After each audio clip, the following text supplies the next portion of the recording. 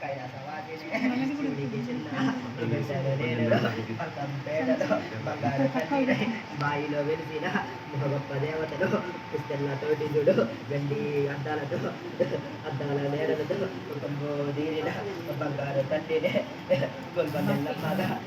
కోట మీదలో కొనుగో దీనిన ఆది శక్తినే మహాశక్తినే సూరాలతో కొనుగో దీనిన గొల్కొండ బోనాలు చిత్రంలో వయసుంటే